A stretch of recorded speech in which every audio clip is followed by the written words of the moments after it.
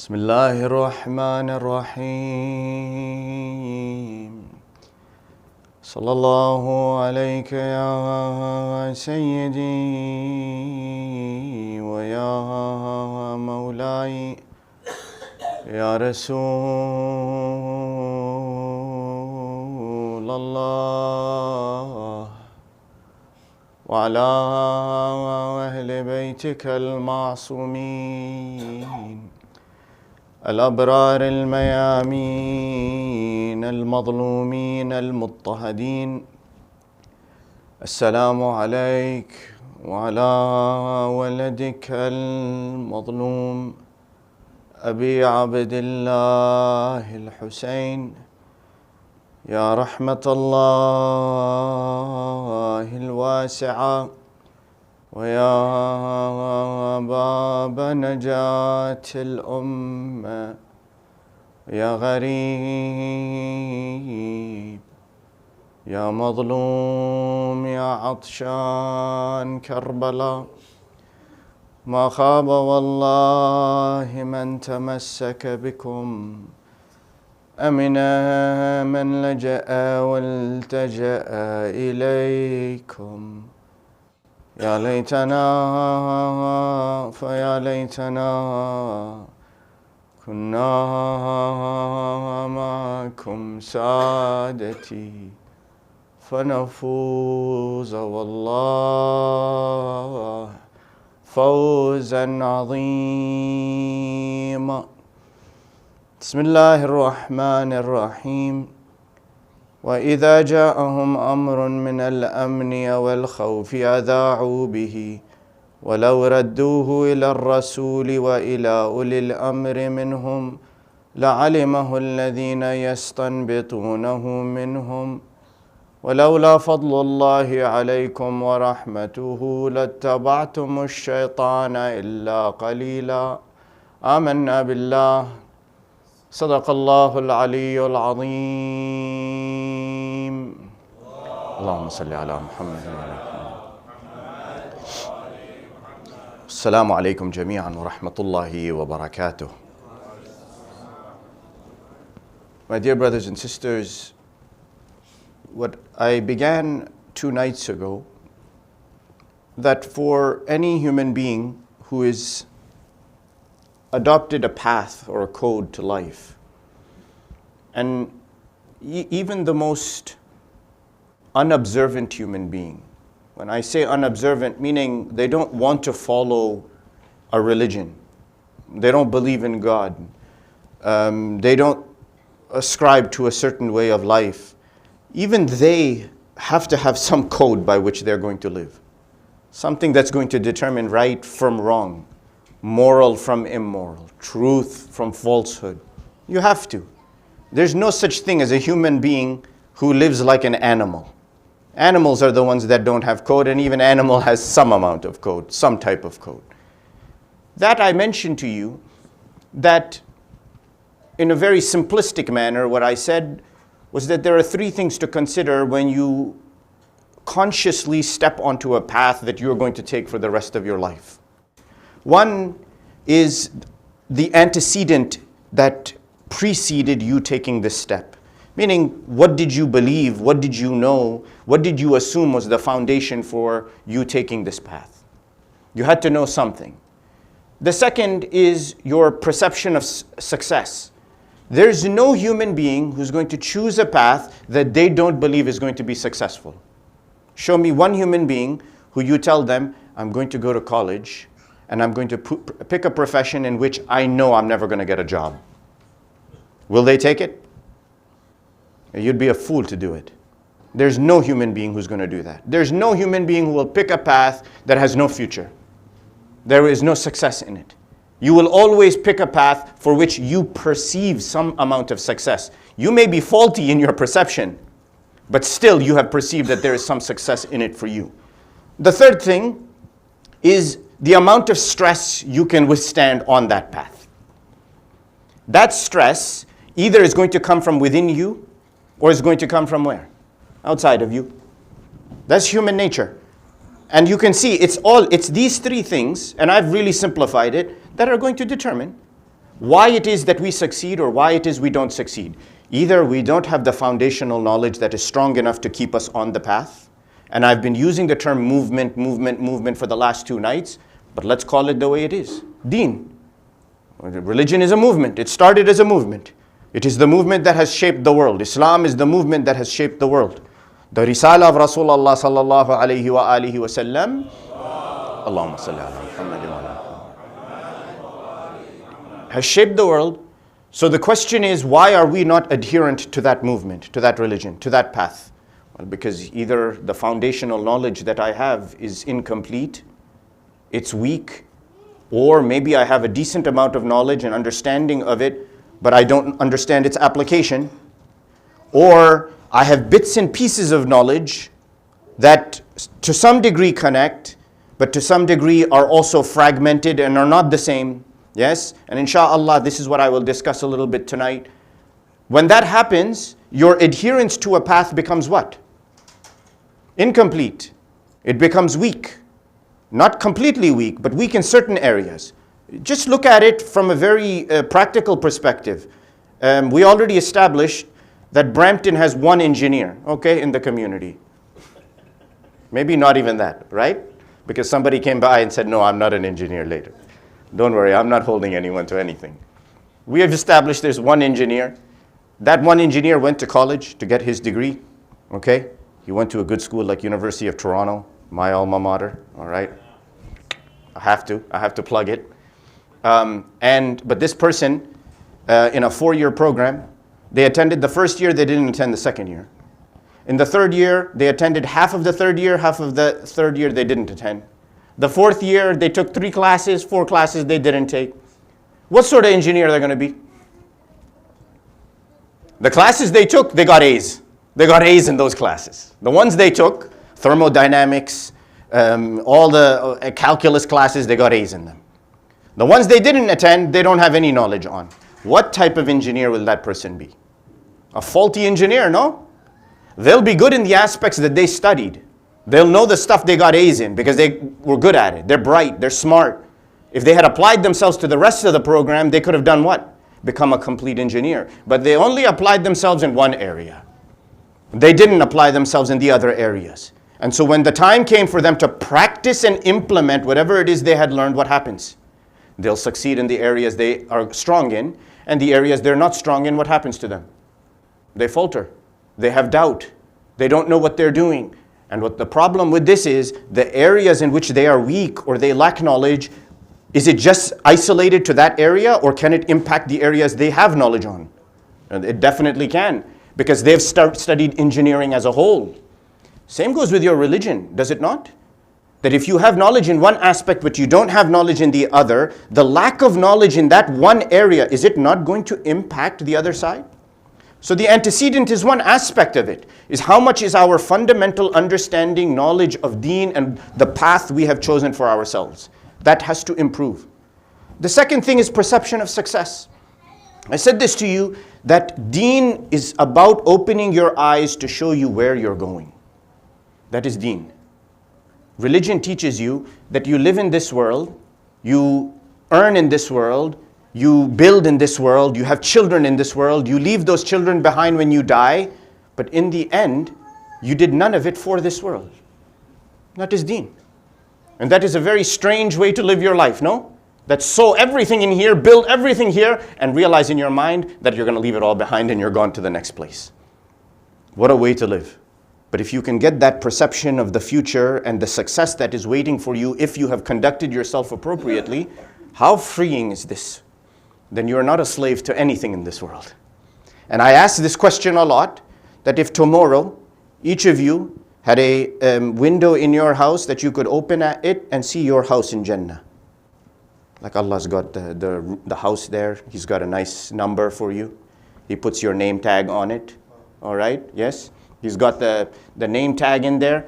You see the house, you can physically see it. You can even put your hand through the window and feel the cool breeze blowing in front of your house. Which one of you will doubt that that's the success? Man, we'll be praying every salat we can on time. We will not miss one of the nafilah. We will pray every mustahab prayer, every psalm. We will do everything, no? But our perception of that success is so weak, it's so faulty, that that's why we are wavering on that path. The third thing is the stressor. The stressor is everything that is going to shape us and control us is going to change how deeply adherent we are. And that's why, my dears, just stop for 1 second and see what do we do in our salat repeatedly. And you cannot have a wajib salat, you cannot have salat without this, what I'm telling you. You start the prayer, you say Bismillah ar-Rahman ar-Rahim, Alhamdulillahi Rabbil Alameen, ar-Rahman ar-Rahim, Maliki yawmiddin, Iyaka na'budu wa iyaka nasta'in, Ihdina as-siratal mustaqim. Can you do salat without Surah Al-Fatiha? You cannot. You have to have Surah Al-Fatiha. You do Surah Al-Fatiha, in it you praise God. You say, God, to you we worship, we're asking you one thing right now, Ya Allah. Guide us to the straight path. Sirat al-Mustaqim, Sirat al-Mustaqim, Sirat al-Mustaqim. Sirat al-Mustaqim, this we have translated it to mean the right path, the straight path, whatever it is, the path that will take us to success. Perception of success, this is the path that will take us there. It is the path based on a firm foundation. It will save us when the storms blow. Anything stressors of life come, and it will save us because we will be so firm on it. Yet we fall off. We constantly are falling off. So they say, one day somebody asked Al-Imam As-Sadiq alayhi salatu wassalam, Allahumma salli ala Muhammad wa Ya ibn Rasulillah, we say in this salat every day, Ihdina as-sirat al-mustaqim, sirat al-mustaqim. What is this sirat al-mustaqim? Imam As-Sadiq alayhi salam, it's reported, he says, this is the path on which we are asking Allah that Allah bring us back to your love. It's that path. The path of your love, Ya Allah.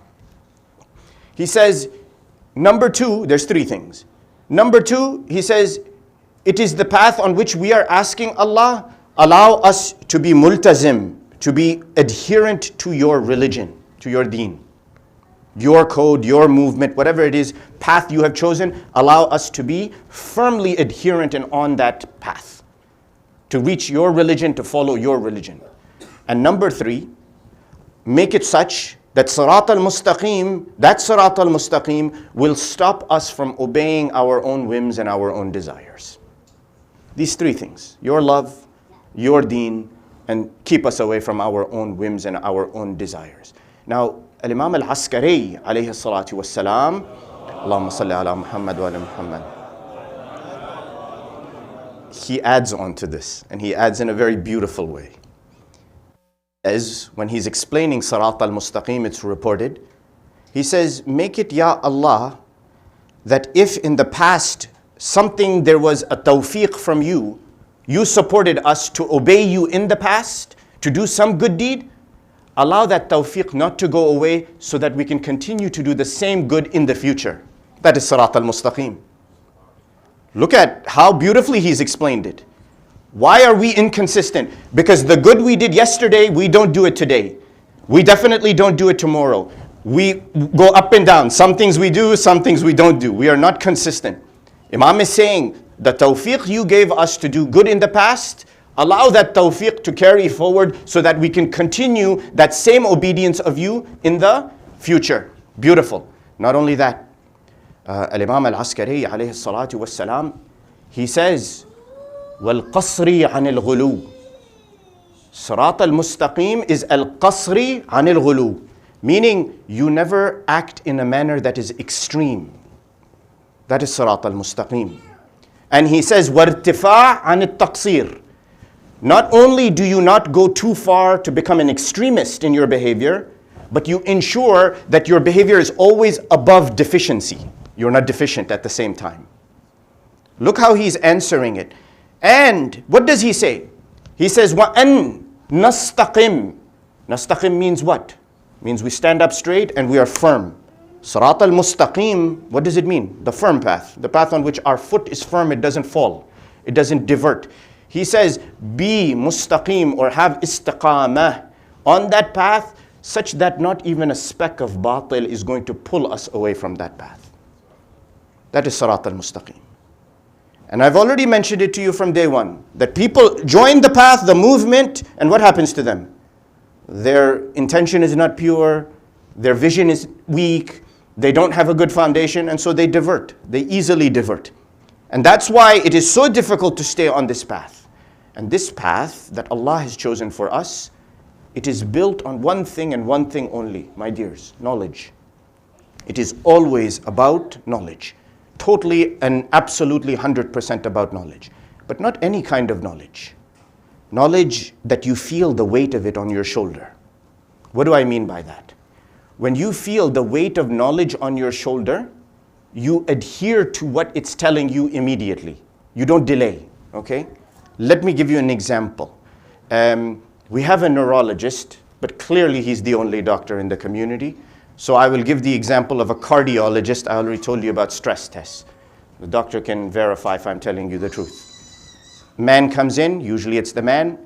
He's got a couple of blocked arteries. He has a heart attack, God forbid. May Allah not allow any of you to undergo that. He goes in and they save his life, and he comes out and his life has been saved, and now the doctor says, you're not going to survive another one. You got to stop eating the mandazi. Never, never, never.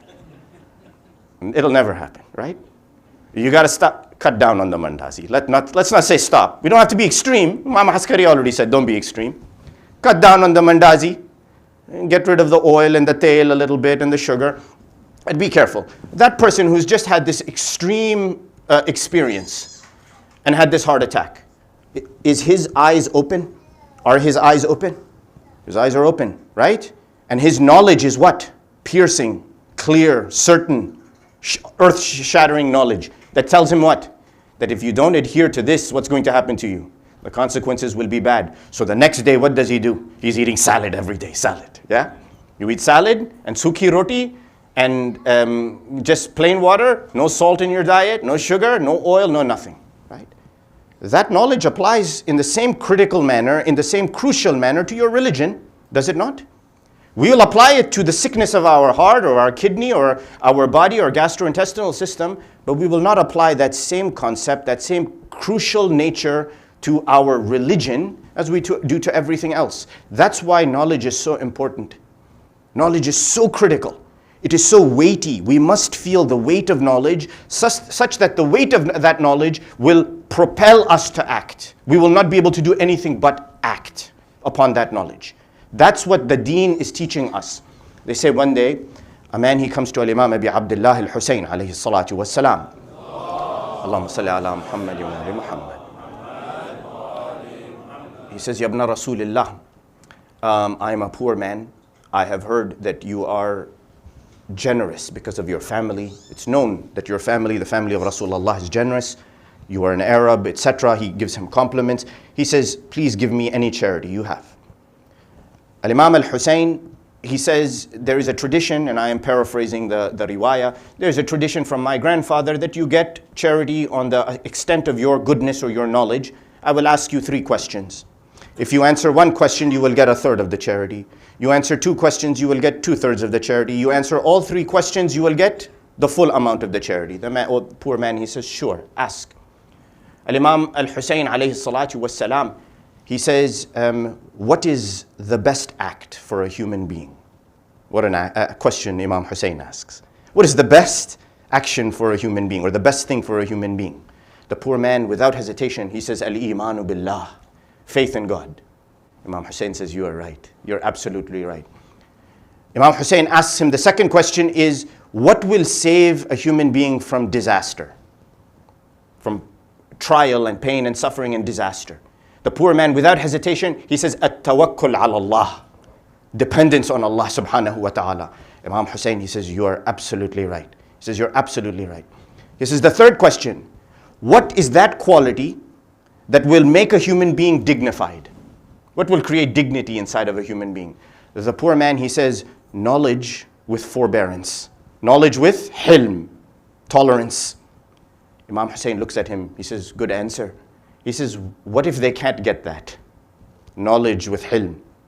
He says, then wealth with generosity. If he can't have knowledge with hilm, then wealth with Generosity. Imam Hussein, he says, then what if he can't get that? Wealth with generosity. He says, then poverty with patience. If he's poor, then let him be patient. Imam Hussein, he says, what if he also cannot get that? The poor man, he says, then let the thunderbolt come out of the sky and strike this man down. Imam Hussein, he says, Ahsant. He gives him the charity, the old man goes. Look at the answers though. Huh? Knowledge with what? Forbearance. Wealth with generosity. Poverty with patience. 3 things. Now, he has separated these things out. But do these not afflict us at any given time? Where we have knowledge about something, but we are faced with a bitter situation that forces us to have to be tolerant. Because if we are not tolerant, our response will be contrary to what that knowledge demands of us. The weight of that knowledge demands on us. That's why you see the hilm of Ahl al-Bayt alayhim as-salatu was-salam. Our imams had so much hilm. Our Rasul, our Nabi sallallahu alayhi wa alihi wa sallam. Allahumma salli ala Muhammad wa ala Muhammad.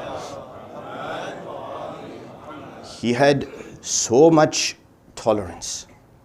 And it is because of the weight of his knowledge. Yes, his character, akhlaq, were the highest of the high. But it is the knowledge that drives a person to act in a way that they have to act. It is the weight of that knowledge. And if you have the knowledge and you are not acting upon it the way you are supposed to, it begs the question, how worthwhile is that knowledge? Yes? Consider even your salat. Al-Imam Ali alayhi salatu was salam, what does he say in the salat? He says, if you are in your salat, when you go down into sajda, yes? If you knew how much mercy of Allah subhanahu wa ta'ala surrounded you in your sajda, you will not raise your head up off the ground. You will not raise your head up off the ground. Once you have this piece of information from your imam, the next sajda you're going to do, don't you think the weight of it changes somehow? Yes? Imam Rida alayhi salatu was salam, read his riwayah, his hadith about salat. About every segment of the salat, its significance. Takbiratul ihram, the surahs, the ruku', sajdatain, everything that Imam gives a detailed account of what is the significance of salat. Once you have that knowledge, the weight of that knowledge does what to you? It makes you have great realization of its impact of this action, and it causes you to do what? Adhere to it quickly. Now, what's the problem here? The problem is we are faulty. We are not only faulty, but our brains are very complex machines, extremely complex machines. And even the Quran testifies to this. There is an ayah of the Holy Quran that says, أَفَتَطْمَعُونَ أَن يُؤْمِنُوا لَكُمْ وَقَدْ كَانَ فَرِيقٌ مِّنْهُمْ يَسْمَعُونَ كَلَامَ اللَّهِ ثُمَّ يُحَرِّفُونَهُ مِنْ بَعْدِ مَا عَقَلُوهُ وَهُمْ يَعْلَمُونَ. Allah addresses the Muslims in Medina, and He says to the Muslims, are you greedy and coveting that these people will follow you?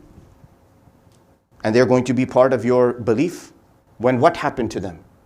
They heard the word of Allah. Allah's word was pronounced to them, was transmitted to them. They heard it.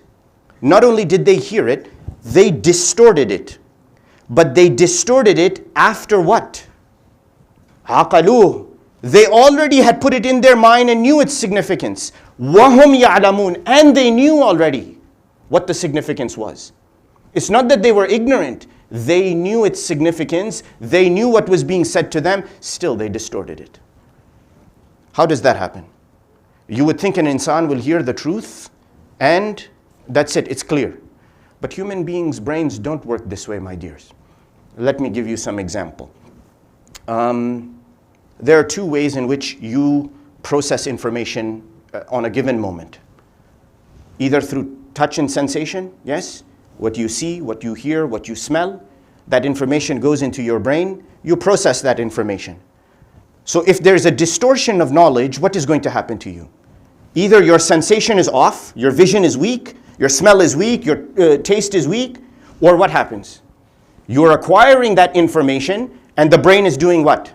Scrambling it, misinterpreting it. Is there any other explanation? There's no other explanation. Those are the only 2 simple possibilities that you can have. Now let me tell you about a study they did. They brought in some people who were smokers. And they said to these people, look, we want to examine why you smoke. Why do you smoke cigarettes? And we want you to describe to us the feeling you get. So first of all, they asked them, they said, how do you feel when you smoke? Why do you smoke? They said, well, because it's pleasurable. It gives us that pleasurable feeling. That's why we smoke.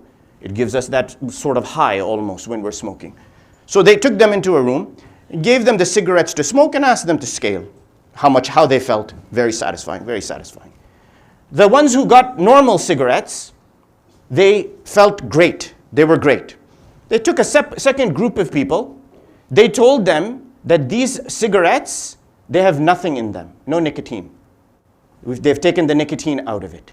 It's just the paper, little bit of burning leaves that has the same exhaust that comes, the fumes that come off of it, but no nicotine that will cause stimulation inside of the body. They made them smoke it. They told another group the same thing. They said, we're giving you a piece of paper. We're going to put just some leaves in it. You smoke it and tell us how you feel. A third group. The second group that just got the piece of paper and indeed only had plain leaves, no nicotine in it, when they asked them how did they feel, what did the people say? They said, oh, there was no feeling. We didn't get anything out of it. We smoked it, but we didn't get the normal feeling we get when we smoke a cigarette.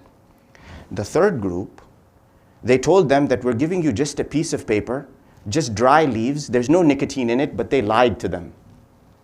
They lied to them. It actually had nicotine. It was a regular cigarette. But they didn't know that. When they went and smoked it, they came back and they said, it's like smoking a piece of paper that has nothing in it. Meanwhile, they're smoking nicotine. They're getting an exact cigarette, a proper cigarette, but because they were told that this is just a piece of paper with a dry leaf in it, no nicotine, their mind immediately went to say, there's no effect. Subhanallah. Look at human beings, how the mind can be shifted and the belief system can be toyed with.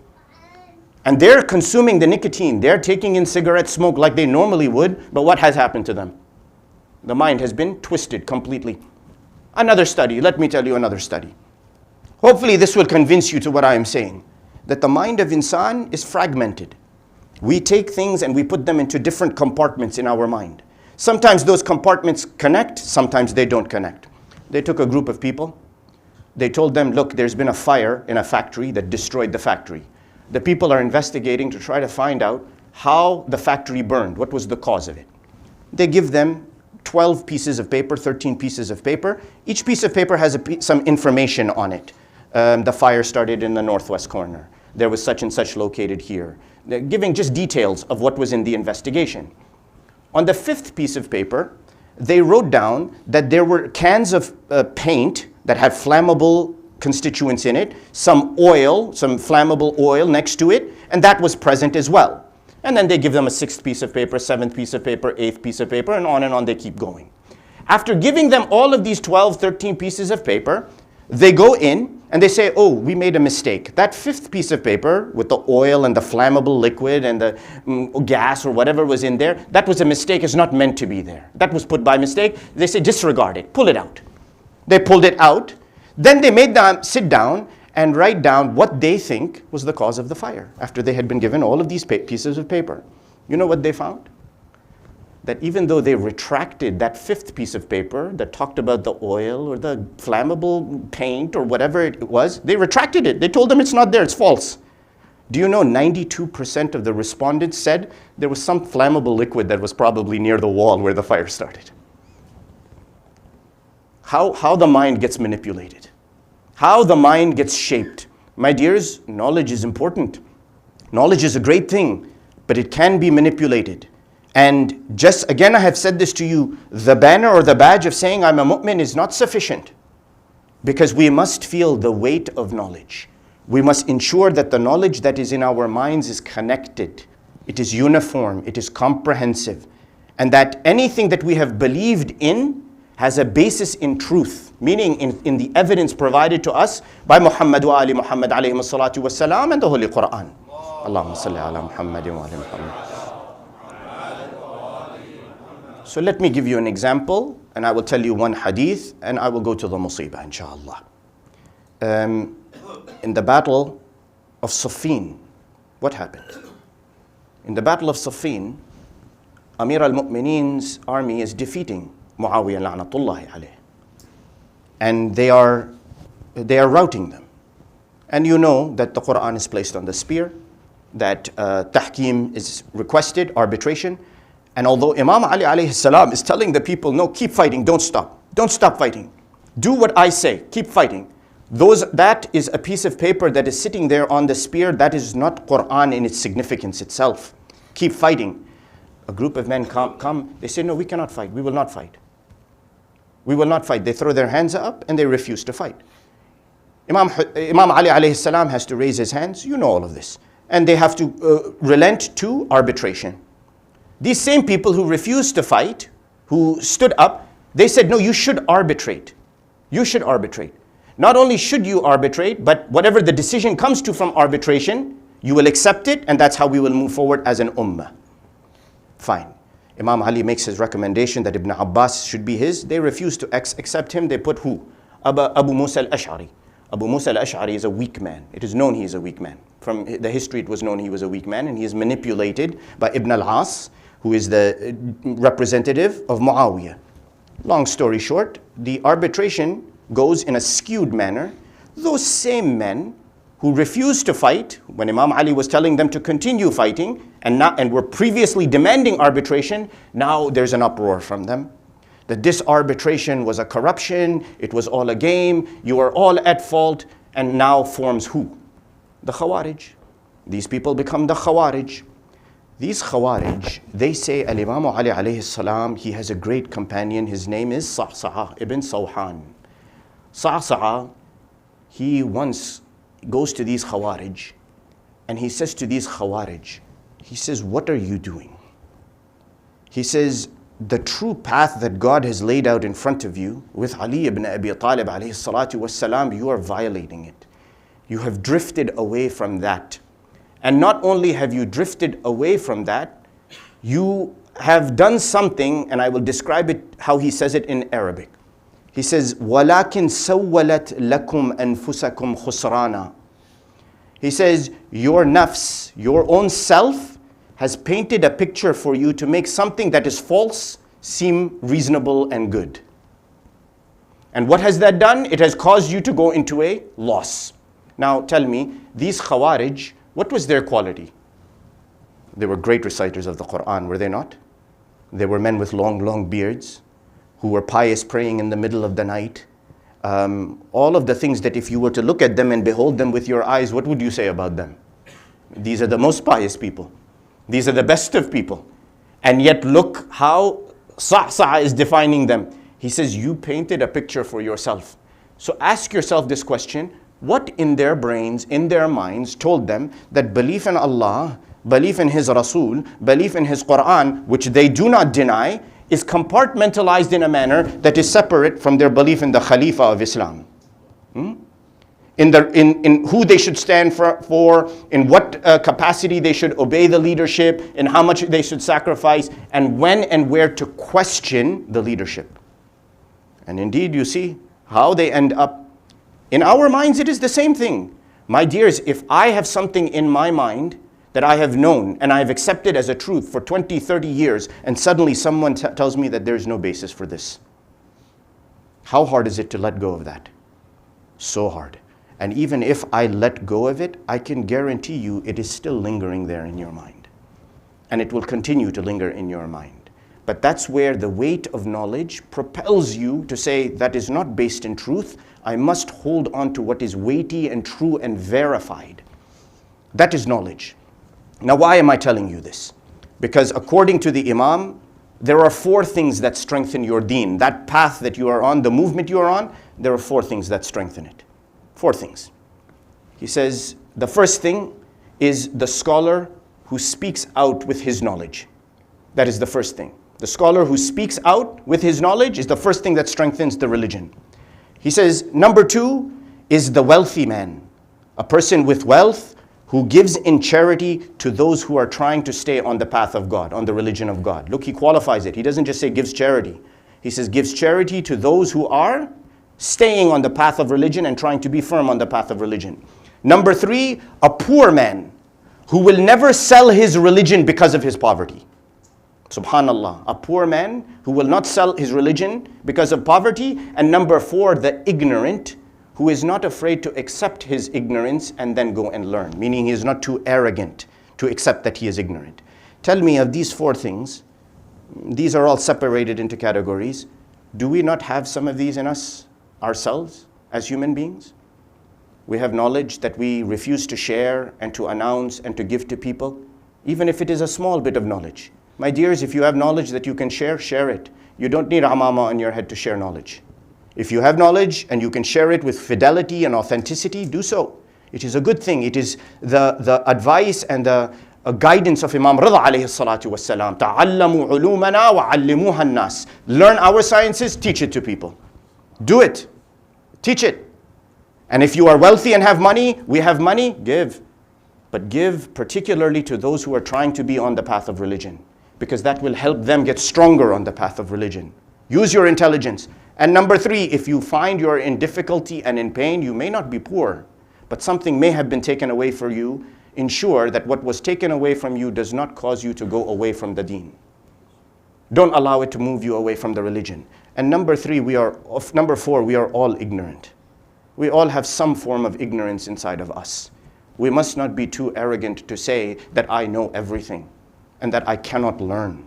We must be able to learn, because Imam Ali alayhi salatu wassalam, he says that when the scholar becomes silent about his knowledge, when the wealthy becomes stingy and doesn't give his money, and the poor person sacrifices his religion because he wants to get rid of the poverty, and the ignorant one keeps on going in his ignorant, he says, you will walk and you will see the mosques and the places of worship filled with people, but they will none of them will be people of religion or people of deen or people of iman. The companion asked Imam Ali, he says, then what should we do in a time like that? He says, you should live amongst the people superficially, moving about them, but that your heart is not actually with them. Look how he's mentioning and how he's warning. Look in the time of Imam Hussein alayhi salatu wassalam. There were mosques, there were Muslims, there were people reciting Quran, but in the end, with Abi Abdullah al-Hussein, 72 only. That tells us how hard this path is, how difficult it is. On that day, the day of Ashura, they say that when all had been killed and martyred on the battlefield, the companions, the Banu Hashim, everyone has gone. Al-Imam Abi Abdullah al-Hussein, he comes into the tent. Sayyid al-Sajjad is lying on the bed. Imam Hussein sits down next to him.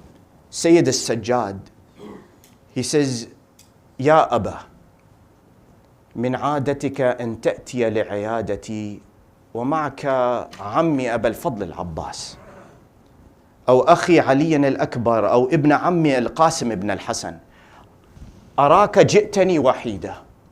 My father, it was your custom when we got here to Karbala that you will come to me and visit me, and you will bring with you, always somebody is with you. Either my uncle Abul Fadl al-Abbas, either my brother Ali al-Akbar, either my cousin al-Qasim ibn al-Hasan. This time, my father, you are sitting here alone by yourself. How is it you are alone? And my dears, this is the ghurba of al-Hussein. This is the loneliness. Al-Imam al-Hussein, he says, يَعِزُّ عَلَيَّ بُنَيَّ أَنْ أُخْبِرَكَ. It is difficult for me. How can I tell you? He says, أما عمك العباس فعلى المشرعة مرضوخ الجبين قطيع اليسار واليمين. As for your uncle Abul Fadl al-Abbas, he is near the Alqami. He is near the river. The body is there. The arms have been severed. وَالسَّهْمُ نَابِتٌ بِالْعَيْنِ. The arrow is in his eye still. وَأَمَّا أَخُوكَ الْأَكْبَرَ عَلِيًّا الْأَكْبَرَ فَقَدْ قَطَّعُوهُ بِأَسْيَافِهِمْ إِرَبًا إِرَبًا. As for your brother Ali al-Akbar, they struck him with their swords from every side, cutting him to pieces.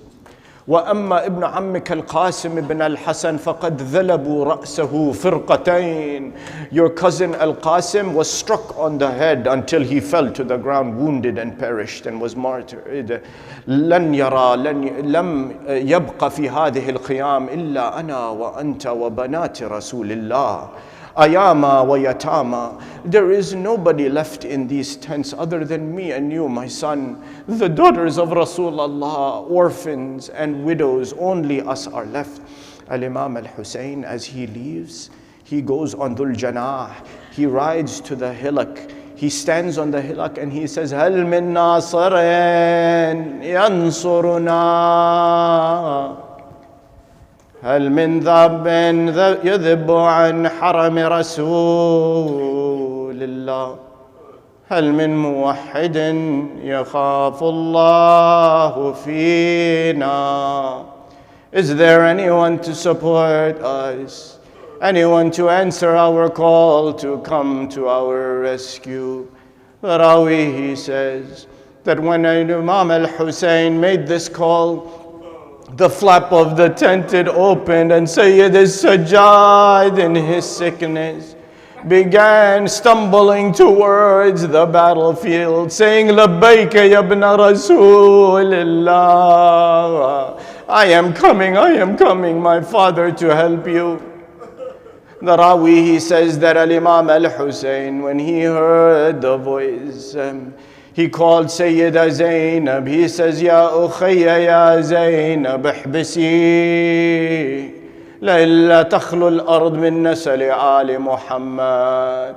My sister, O Zainab, restrain Sajjad, hold him back, so that the line of Rasulullah is not cut off. Sayyida Zainab takes the arms of Sayyida Sajjad. Al-Imam al-Sajjad, he says, Ya Ammata, da'ini. دعيني يا عمتا أقاتل بين يدي ابن رسول الله. My aunt, let go of my arms, free me, let me go fight between the hands of my father, defending him on the battlefield. Sayyida Zainab returns him to the tent. This same Sayyid al-Sajjad is taken with hands tied in robes. The salasil are on the necks, taken and walked all the way to Kufa. In Kufa, the despotic regime of Ubaydullah ibn Ziyad mistreats and humiliates the family of Rasulullah, and shortly sends them to Sham. Listen, my dears, that in Sham, in the courtyard of Yazid, la'natullahi alayh, Yazid is standing there, poking fun, ridiculing the Ahl al-Bayt. The head of Al-Imam al-Hussein is there in front of them. Sayyid al-Sajjad stands up and he says, Oh Yazid, allow me to speak. Allow me to give a speech and address those who have gathered. Yazid, la'natullahi alayh, refuses, telling the people near him that this man, Ali ibn al-Hussein, he comes from a house they have knowledge that has split all of the knowledge from the start to the finish.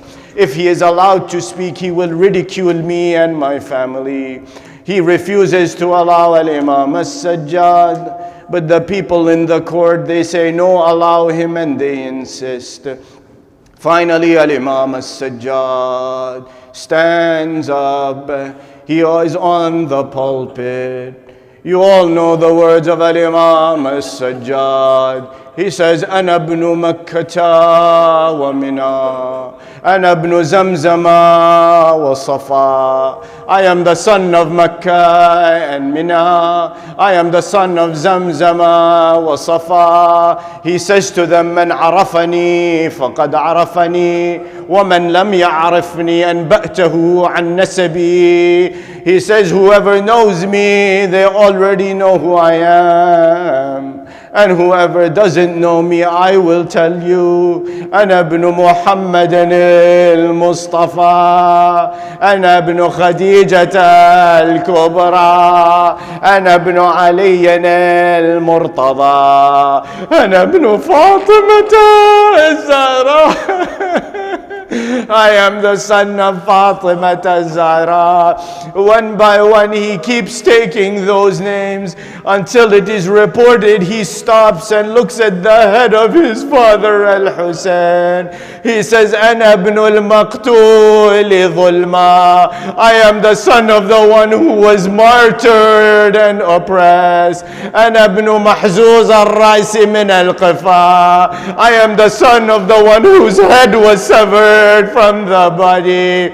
Ana ibnul atshani hatta qada. I am the son of the one who was thirsty until he was killed. Ana ibnu tarihi Karbala. I am the son of the one whose body was left on Karbala. أنا ابن مسلوب العمامة والرداء. I am the son of the one whose amama was stolen and his possessions were robbed from the body. أنا ابن من بكت عليه ملائكة السماء. I am the son of the one who the angels wept for him in the sky. أنا ابن من حرمه من الكوفة إلى الشام تسبى. I am the son of the one whose women have been taken prisoner from Kufa all the way to Sham. Yazid begins to panic. He calls the mu'adhin. He tells the mu'adhin to begin the adhan to silence al-Imam al-Sajjad. The mu'adhin, he says, Allahu Akbar, Allahu Akbar. Until finally he says, Ashhadu an la ilaha illallah. Al-Imam al-Sajjad, he says, Shahida bihi sam'i wa qalbi wa jismi wa idhami wa lahmi wa dami. Every part of me attests to the oneness of Allah. Then the mu'adhin, he says, Ashhadu anna Muhammadan Rasulullah. Imam Sajjad, when this is recited by the mu'adhin, he looks at Yazid and he says, Ya Yazid, Hada Muhammad Jaddukam Jaddi. This Muhammad whose name is being taken in the adhan, is he your grandfather or is he my grandfather? Because if you are saying he is your grandfather, then you have lied. وَإِن قُلْتَ أَنَّهُ جَدِّي فَلِمَاذَا قَتَلْتَ وَالِدِي al-Hussein? If you say that he is my grandfather, then why have you killed my father al-Hussein? Even al-Imam al-Sajjad, in the last moments of his life, al-Imam al-Baqir is on his chest. Imam al-Baqir is holding his father in the last moments before he dies. Al-Imam al-Sajjad opens his eyes from his sickness, sees al-Imam al-Baqir, begins to cry and weep, begins to do the niyah. Al-Imam al-Baqir, he says, Ya Abba, my father, why are you weeping and crying like this? You are in your last moments about to be freed from this world. I am here near you, your family is near you. Al-Imam al-Sajjad, it is reported, he says, Ya Bunay, my son, I am lying on my deathbed. You are near me, holding me, sitting on my chest as I am about to leave this world. But I can only think about my father al-Hussein on the day of Ashura. والشمر جالس على صدره آخذ بشيبته.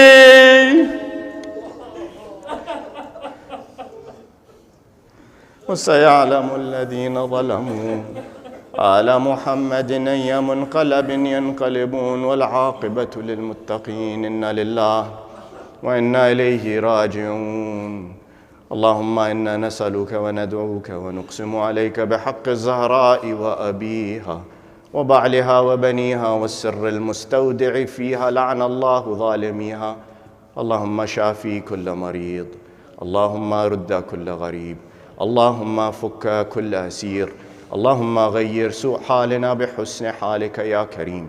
اللهم وفقنا لمراضيك وجنبنا معاصيك وثبت أقدامنا على صراطك المستقيم وخذ بأيدينا إليك يا أرحم الراحمين وفرج عنا يا الله فرجا عاجلا قريبا كلمح البصر وهو أقرب من ذلك وافرغ علينا صبرا وتوفنا مسلمين.